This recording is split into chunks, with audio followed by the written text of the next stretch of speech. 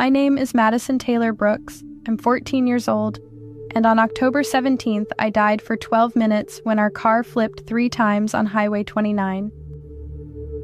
I was in the back seat, scrolling through TikTok, barely paying attention to Mom driving me to volleyball practice.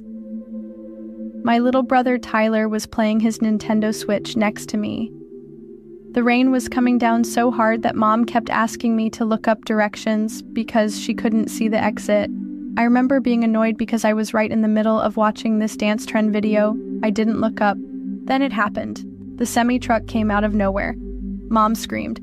Tyler dropped his game. My phone flew out of my hands as our SUV spun across 3 lanes. I remember the sound of metal crushing and glass breaking. Then nothing. But then I was floating above our car. I could see the ambulance lights flashing. People were running around below me. The rain was still pouring, but I couldn't feel it. I watched as they pulled my body out of the wreckage. My favorite blue volleyball shorts were torn. My face was covered in blood. Mom was crying, being held back by a firefighter. Tyler was already in an ambulance. I tried to yell, "Mom, I'm okay, I'm right here," but she couldn't hear me. Then everything got really bright. The ambulances, the highway, Mom, it all faded away. I felt myself being pulled through what felt like a tunnel of light. It wasn't scary. It felt warm, like when you stand in the sunlight on the first day of summer. That's when I saw him. Jesus was standing there, and he was nothing like the pictures in Sunday school. He was... I don't even have words. Light poured from him, but somehow I could still see his face. His eyes, they looked right through me like he knew every thought I'd ever had, every mean text I'd ever sent, every TikTok video I'd ever posted. But he still loved me completely. When he smiled at me, I felt like I was home, really home. Not like our house back in Oak Ridge, something deeper. Madison? He said my name, and it sounded like music. His voice wasn't loud, but it filled everything. I started crying. Not sad tears. I don't know how to explain it. I just felt everything at once, all the love I'd ever wanted, and all the peace I never knew I needed. "Am I dead?" I asked him. "For a little while," he said. "But I have something to show you first, something important." He reached out his hand, and when I took it, suddenly we were somewhere else. It looked like a giant room with thousands of screens floating in the air. On each screen, I could see kids my age, some younger, some older, all staring down at phones or tablets or computers. "What is this?" I asked. Jesus looked sad. "This is what I see every day. These are the children I love, but they cannot hear me anymore." As we walked through the room, I could see closer. Each screen showed someone like me, hunched over, scrolling mindlessly. Their eyes looked empty. But the weird thing was, around each person were these shadows, dark figures that whispered things into their ears. "What are those?" I whispered, moving closer to Jesus. "The enemy's workers," he said. "They speak lies through the screens." He brought me to one screen where a girl about my age was crying while scrolling through Instagram. Around her neck was what looked like a heavy chain, and at the end of it was her phone. The shadows were putting more links on the chain with every swipe of her finger. "Her name is Emma," Jesus said. "She believes she is worthless because she doesn't look like the filtered images she sees. She spends 6 hours every day comparing herself to lies." I felt sick because that was me too. I remembered crying in my bedroom because Kylie posted pictures from her birthday party that I wasn't invited to. I'd spent 3 hours that night scrolling through everyone's perfect lives, feeling worse and worse. Jesus touched the screen, and I could hear Emma's thoughts. "Nobody would care if I wasn't here anymore. Look how happy everyone else is."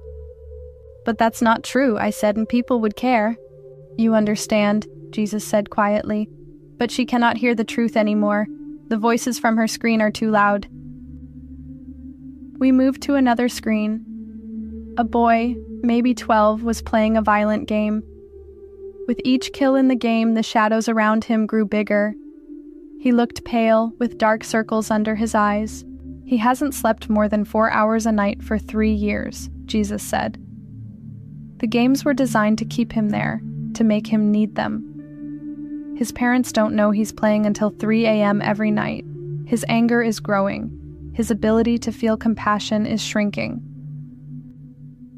I thought about Tyler and how he'd thrown his controller at me last week when Mom made him turn off his game for dinner. Jesus showed me more screens, kids sending cruel messages to classmates while laughing, girls taking inappropriate pictures to get attention, boys watching violent and sexual content that made the shadows around them dance with glee. Everywhere, phones and tablets glowed like little prisons. "Madison," Jesus said, turning to me, "do you know how many hours you've spent looking at a screen in your life?" I shook my head. He waved his hand, and I saw what looked like an hourglass. But instead of sand, it was filled with moments of my life. Moments I'd never get back. I saw myself sitting on the couch while my grandma tried to tell me stories about her childhood, but I was watching YouTube. I saw hundreds of sunsets I'd missed because I was taking selfies instead of actually looking at them. I saw myself ignoring my brother when he wanted to play because I couldn't pause my TikTok scrolling. 8,422 hours, Jesus said quietly. That's how much of your life was given to a screen. I did the math in my head. That was over a year of my life gone. But everyone does it, I whispered, feeling ashamed. Yes, Jesus said, and that's why I'm showing you this. The enemy has found a way into every home, every bedroom, every mind, without anyone noticing. Parents give their children these devices without understanding they're handing them poison in small, addictive doses. Then Jesus showed me something that broke my heart. He showed me hundreds of moments where he had tried to speak to me when I was alone in my room, or walking to school, or lying in bed at night. Times when his presence was there, when he wanted to comfort me or guide me. But every single time I'd reached for my phone instead. I'd chosen the noise over his voice. The greatest trick, Jesus said, was making everyone believe they're connected when they're actually more alone than ever. Tears were streaming down my face now. "I'm sorry," I said. "I didn't know." Jesus put his arm around me. "This is why you're seeing this, Madison, because others need to know." Then he showed me one more scene. It was our living room, but different. My family was playing a board game. No phones in sight. Everyone was laughing. Outside it was raining, just like the day of the accident. But inside it was warm and bright. I could almost smell Mom's cookies baking. "This could have been tonight," Jesus said softly, "if the phones had been put away." My heart felt like it was breaking. I never realized how much I'd missed by staring at a screen. "Madison," Jesus said, "your time here isn't finished. You have an important message to share." "But I don't want to go back," I said, and I meant it. Being with him felt so good, so right. "I want to stay with you." He smiled that smile that made me feel completely loved. "I'm always with you, Madison, but your family needs you, and others need to hear what you've seen." "Will they listen?" I asked. "Some will," he said, "and that's enough to start changing things." He touched my forehead, and suddenly I felt myself being pulled back, away from his light, through the tunnel again, faster and faster. Then pain, so much pain, beeping machines, bright hospital lights, someone yelling, "She's back! We've got a pulse!" I gasped for air, my chest burning like I'd swallowed fire. My whole body hurt. I couldn't move my left leg. There was a tube down my throat. The doctors called it a miracle. They said my heart had stopped for 12 minutes. They said I should have brain damage, but all my tests came back normal. They couldn't explain it. Mom cried for 3 days straight. Dad, who had been away on a business trip, refused to leave my hospital room after he arrived. Tyler made me a card that said "Best sister ever," even though I'd been pretty mean to him lately. When they finally took the breathing tube out, the first thing I said was, "Where's my phone?" Mom looked surprised. "Honey, it was destroyed in the crash." And I started crying, not because I missed my phone, but because I was relieved it was gone. It took weeks before I could tell them everything I'd seen. At first, I was afraid they wouldn't believe me, but something had changed in me, and they could see it. The first night I was home from the hospital, I asked everyone to put their phones in a basket.